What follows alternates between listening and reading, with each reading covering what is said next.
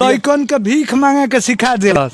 लोग के हमारा राउर दूसरा के तीसरा के बेटी बहन के रंडी बना दिलस।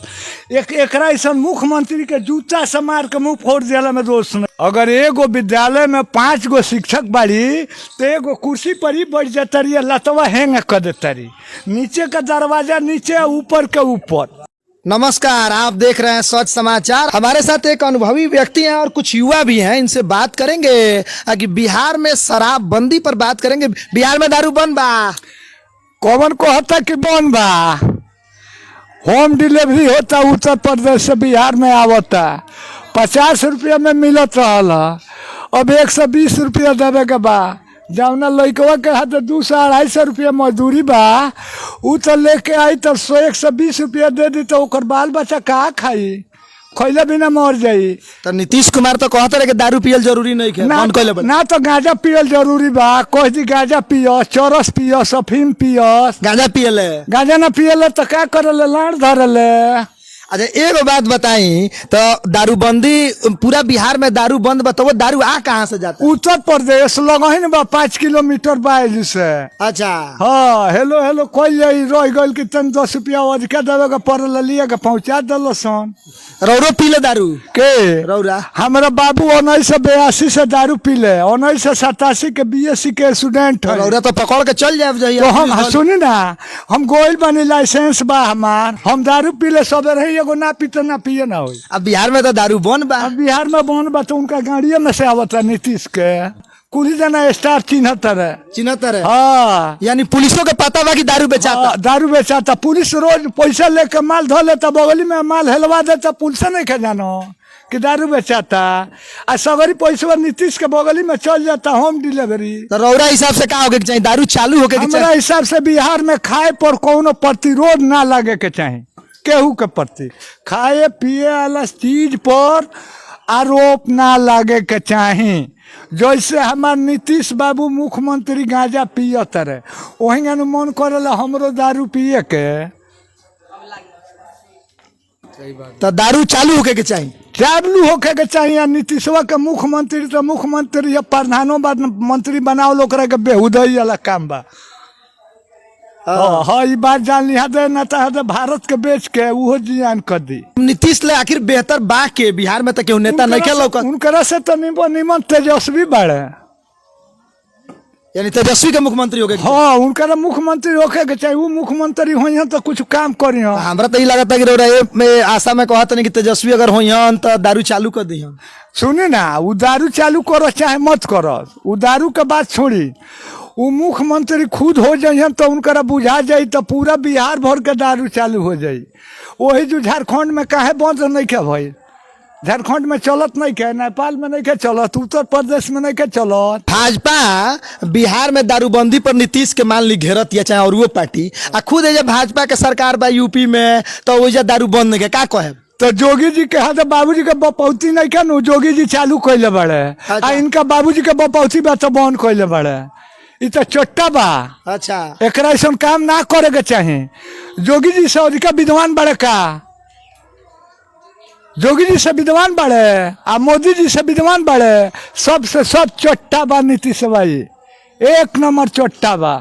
दारू नहीं चालू करते चोटा नहीं नु दारुए ले बा। लइकन के भीख मांगे के सिखा दिलस, कटोरा लेके स्कूल में।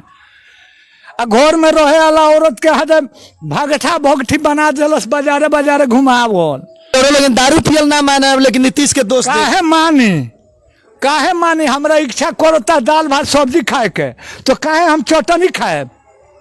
पियबे करब। हाँ, पियबे करब। के कबाब से रोका जाए का? धरा के कहियो चल जाए। और चल जाए तो उनका रहते हमारे झाटू घर के बोझा बांध ली हन, बोल नहीं कि दुहली जाए तो फेन आए। एक घड़ी 4 लगो तो 4000 जमा करे के बा। अच्छा, पुलिस मतलब 4000 पर बिकियो जाता, छोड़ियो जाता। 4000 दे दे, गौ से न छोड़ दिया। अब सीधा सुन सकते हैं, जैसा इन लोग बता रहे हैं कि पुलिस ही दारू यूपी से बिहार में सप्लाई करा रही है और 4000 लेकर छोड़ा भी जा रहा है। और दूसरी ओर कागज में रिकॉर्ड में दारू बंद है। पिकअप दारू आवता पिकअप के पिकअप हाँ अहाँ जो गाड़ी पकड़ाता आ धीरे से 2 लाख दे दी, इनको धो ले चलो अपना गोड़िया में, आ गाड़ी पास हो गई तो कहाँ बन कोई बड़े पुलिस स्टाफ के वो खो सगरी पैसा नीतीश वाला लेता है कहीं से घूस। अच्छा, एकनी से पैसा जाता। हाँ बिल्कुल सही। अगर जैसा ही बता रहे हैं, जिस तरह से बिहार में इस समय स्थिति है, अगर दारू कागज में बंद है, कानूनी रूप से बंद है, लेकिन दारू हर जगह चालू है। अगर चालू ही है तो क्यों ना हमेशा के लिए चालू कर दिया जाए।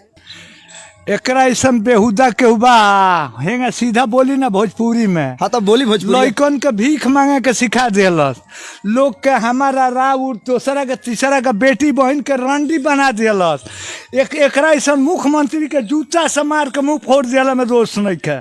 ऐसे सुन ली, स्कूल में जाई अगर एगो विद्यालय में 5 गो शिक्षक बाड़ी तो एगो कुर्सी पर ही बैठ जाता रही, लतवा हैंग कर देता रही, नीचे का दरवाजा नीचे ऊपर के ऊपर।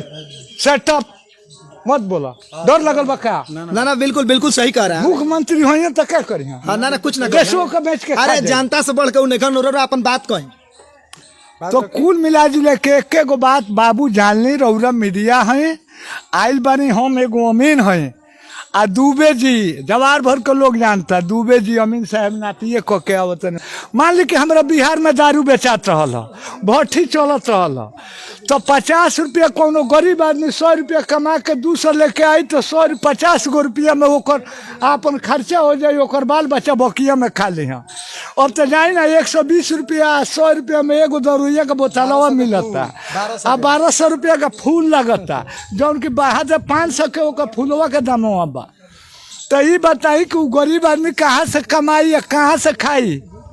जैसे मान ली कि हमारे आदत रोज हमारा एगो ना पीते, हमारे दारू पीले रहा, हम दारू पीले सबे रही, एगो ना पीते ना पिए ना हो। अब बिहार में तो दारू बंद बा। अब बिहार में बंद बा तो उनका गाड़िया में से आवता नीतीश के होम डिलीवरी उहे नु करावता रहे, उ काहे गांजा पियता रहे? ना पिए के चाहिए, बिहार में लाइसेंस दे देवे के चाहिए।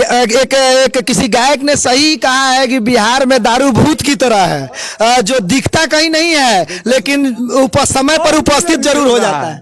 होम डिलीवरी होता है बिहार, दारू आ जाता रोल के लोग पिए खाते। हाँ उत्तर प्रदेश से अबे फोन करे अबे आ जाये, अबे आ जाए उत्तर प्रदेश से, लेकिन वो महंगा पड़ता। तो महंगा पड़ता। मान ली कि 50 रुपया के जगह पर हमरा 100 रुपया, मतलब रौरा लोगों के हिसाब से या दारू चालू होके चाहिए सस्ता पड़ी, और सस्ता पड़ी केहू गरीब अपन पी के खाई। आ एगो और बात सुने, नीतीश के मुख्यमंत्री बनावल बेटी बहन के रंडी बनावल बराबर बा।